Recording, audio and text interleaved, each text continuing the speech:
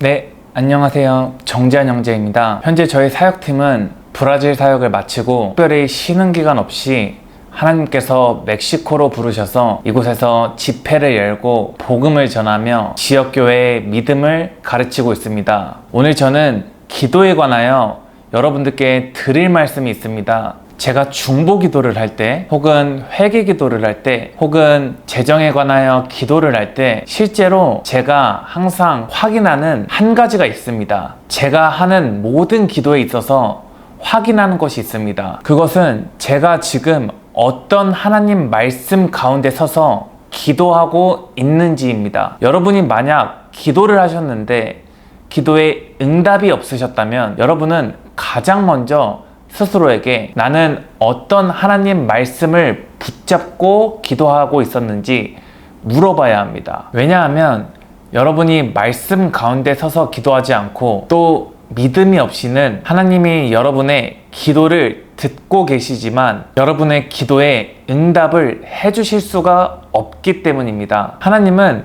성경에 약속을 하셨고 스스로 세우신 약속을 하나님께서 어기실 수 없기 때문입니다. 말씀에서 벗어난 기도를 하였는데 하나님께서 그 기도를 응답해 주실 수는 없는 것입니다. 또 믿음이 없이는 하나님이 그 기도에 응답을 해 주실 수는 없는 것입니다. 심지어는 며칠을 금식을 하고 울면서 기도를 하여도 응답을 받지 못할 수가 있습니다. 왜냐하면 기도는 감정의 영역이 아니기 때문입니다. 기도는 온전히 하나님 말씀의 영역이기 때문입니다. 따라서 저희가 기도할 때에는 반드시 말씀과 믿음이 필요합니다. 기도 중에서 여러분께서 회개 기도를 많이 하고 있을 거라고 생각합니다. 회개의 내용이 잘못된 동기일 수도 있고 잘못된 생각일 수도 있고 또 그것이 잘못된 상상과 행동일 수도 있습니다. 그런데 여기서도 중요한 점이 있습니다. 여러분은 회개 기도를 할 때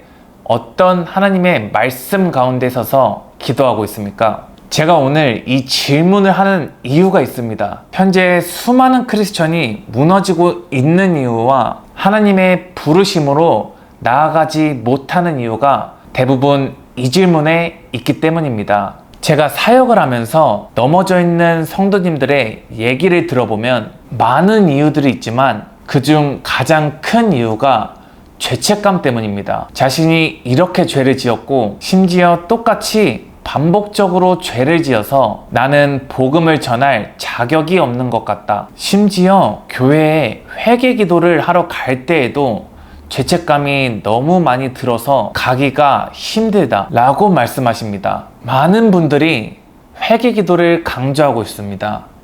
맞습니다. 회개 기도는 저희 신앙생활 가운데에서 너무나 중요합니다. 그런데 문제는 회개 기도에 관한 말씀들은 전하고 있지 않습니다. 이로 인하여 많은 성도님들이 지금 현재 상황에서 계속 과거에 지은 죄를 생각하며 똑같은 죄에 대해서 반복적으로 회개 기도를 하고 있습니다. 그리고 하나님의 부르심을 향하여 나아가지 못하고 있습니다. 만약 말씀 가운데 서서 회개 기도를 했다면 자기 자신에게 죄 지은 자들을 용서할 것입니다. 그리고 자기 자신을 용서할 것입니다. 나아가 죄를 지었던 과거를 잊어버리고 부르심을 향하여 다시 앞으로 나아갈 것입니다. 저는 오늘 회개 기도에 관한 하나님의 말씀을 정확하게 여러분께 알려드릴 것입니다. 혹시 지금 제 영상을 보시는 성도님들 중에서 심각한 죄의식과 죄책감으로 넘어져 있는 성도님들이 계신다면 잠시 영상을 멈추시고 성경책을 가져오셔서 제가 오늘 말씀드리는 구절을 표시하는 것을 권장드립니다. 그리고 회개 기도를 할 때 그 구절을 붙잡고 그 말씀 가운데 서서 기도하시길 권장합니다. 함께 빌립보서 3장 13절에서 14절을 함께 보겠습니다. 형제들아, 나는 아직 내가 잡은 줄로 여기지 아니하고 오직 한 일, 즉 뒤에 있는 것은 잊어버리고 앞에 있는 것을 잡으려고 표대를 향하여 그리스도 예수 안에서 하느님이 위에서 부르신 부름의 상을 위하여 달려가노라.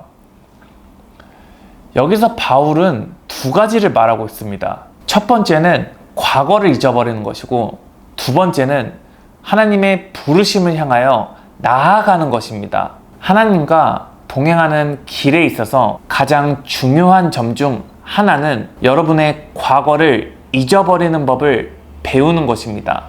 정확히는 여러분이 죄 지은 과거를 잊어버리는 것입니다. 바울이 복음을 전하면서 그리스도인들을 핍박했던 과거를 계속 기억했다면 그는 하나님과 동행하는 길에 있어서 큰 어려움을 가졌을 것입니다.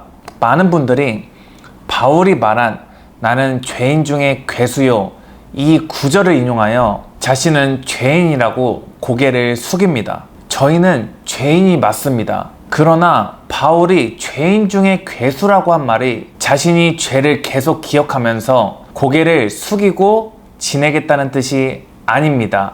바울이 죄인 중에 괴수라고 표현했던 말은 자신의 간증을 통해서 예수님의 큰 은혜와 자비를 나타내기 위함이었습니다. 바울은 하나님께서 부르신 사역을 온전히 행하기 위하여 자신의 과거를 잊어버렸다는 점을 기억하십시오. 그리고 부르심의 상을 위하여 나아갔다는 것을 기억하세요. 하나님은 이사야 43장 25절에서 나 곧 나는 나를 위하여 네 허물을 도말하는 자니 네 죄를 기억하지 아니하리라, 이렇게 말씀하셨습니다. 여러분이 자신에게 죄 지은 자들을 용서하고 그리고 죄에 대해서 회개하셨다면 하나님은 여러분의 죄를 용서하시고 심지어 여러분의 죄를 기억하지 않겠다고 말씀하신 것입니다. 하나님이 여러분의 죄를 기억하지 않겠다고 말씀하셨기 때문에 여러분 또한 죄 지은 과거들을 잊으셔야 합니다. 신약에서 보면 히브리서 8장 12절 말씀에서 하나님은 내가 그들의 불의를 긍휼히 여기고 그들의 죄를 다시 기억하지 아니하리라, 이렇게 말씀하십니다. 여러분이 죄를 지었을 때 또 회개 기도를 할 때 마귀는 여러분에게 너는 구원받을 자격이 없어, 너는 하나님 말씀을 전할 자격이 없어, 너는 교회에 갈 자격이 없어, 이렇게 계속 저주를 퍼부을 것입니다. 그러나 하나님의 말씀은 여러분이 회개를 하셨다면 하나님은 여러분의 죄를 용서하시고 여러분의 죄 지은 과거를 잊어버리겠다고 말씀하신 것입니다. 요한일서 1장 9절에 하나님은 우리가 우리 죄를 고백하면 그분은 미쁘시고 의로우시기 때문에 우리의 모든 죄를 용서해 주시고 또한 저희를 모든 불의에서 깨끗하게 해주신다고 말씀하시고 있습니다. 여러분이 죄를 고백하고 회개하셨다면 마귀가 여러분의 생각에 어떤 말을 집어넣을지라도 여러분의 죄를 잊어버리십시오. 이것이 진짜 믿음입니다. 그리고 이것이 하나님의 말씀을 붙잡는 것입니다. 자신을 용서한다는 것은 여러분이 타인을 용서하는 것만큼 똑같이 중요합니다. 이제는 타인을 용서한 것처럼 자기 자신을 용서하길 바랍니다. 하나님의 용서 방법은 잊어버리는 것입니다. 여러분에게 죄를 지은 자들을 용서하고 그 과거를 잊어버리시고 또 여러분이 죄 지은 과거들 또한 여러분 스스로를 용서하시고 그 과거를 잊어버리시기 바랍니다. 이제는 앞을 향하여 첫 발자국을 내딛어야 할 때입니다. 바울처럼 뒤에 있는 것을 잊어버리고 이제는 그리스도 예수 안에서 부르심의 상을 위하여 나아가야 할 때입니다. 이것이 진짜 믿음입니다. 여러분이 회개 기도를 할 때 제가 오늘 말씀드린 구절을 붙잡고 기도하시길 권합니다. 이 말씀들 가운데 서서 믿음으로 기도하시길 권합니다. 이 영상을 통해서 지금 넘어져 있는 성도님들이 올바른 회개 기도를 하여 다시 일어나 앞을 향해 나아가길 예수 그리스도의 이름으로 축복합니다.